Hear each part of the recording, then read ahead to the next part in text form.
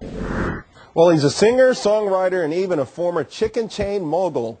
Kenny Rogers has sold more than 100 million albums during his 50-year career. He had 20 #1 country singles. He had songs in the pop top 10 6 times. In fact, between 1977 and 1982, he sold more than $250 million worth of records. Kenny Rogers has had tremendous success operating his own label, and now he's releasing his latest CD. Kenny Rogers, 50 years, through a popular restaurant chain, and no, it's not Kenny Rogers Roasters. With more, we're pleased to welcome the man himself, Kenny Rogers. Welcome to the show. Good morning. How are you? I'm great. First up, you own your own label, and as a result, you get about 3 times the traditional 14% royalty rate received by most major artists on labels. But the money in the business industry advantages of your own label, we obviously know what they are, but what are some of the challenges as well?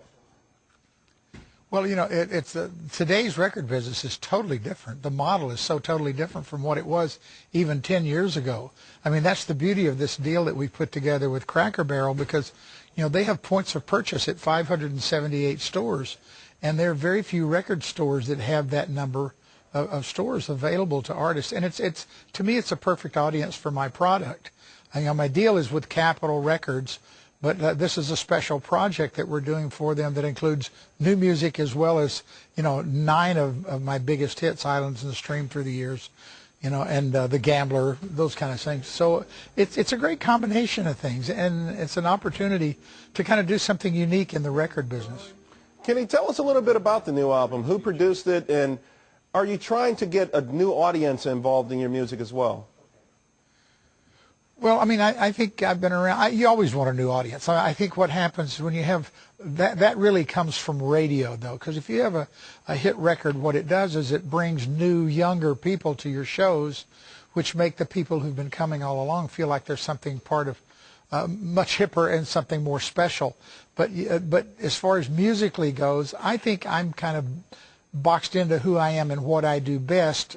And I try not to compete in areas that I don't feel I can compete in. I think I'm an excellent storyteller, and I've always said if you give me a song that touches me, I think I can make it touch you. But as far as going out there and doing the heavy country rock, I can't compete with Keith Urban and Kenny Chesney and those guys, so I don't try it. I mean, I do what I do best, and honestly, I think they're too young to do what I do, so it's a nice niche I have.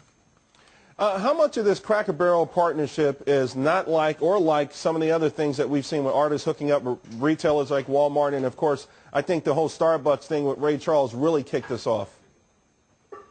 Yeah, well, I think it's a great idea. I mean, what you have is people who come in on a daily basis to these points of purchase, which is really what you're trying to establish anytime you're trying to sell something, is to get it in front of the audience you think most likely to buy it. So I think it's a clever packaging concept, and they don't want just to take one of my old albums and do that. They want something unique to Cracker Barrel.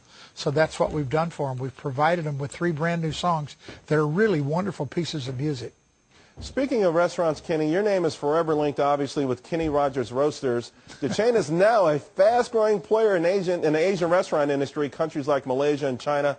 Are there any regrets that you're not involved with the restaurant, given its growing success?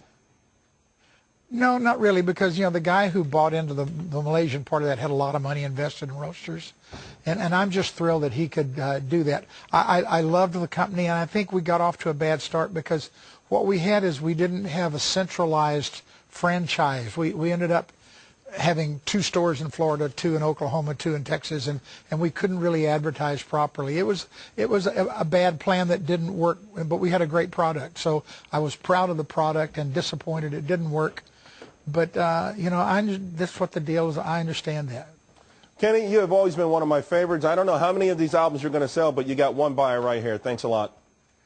There you go. That's all I need.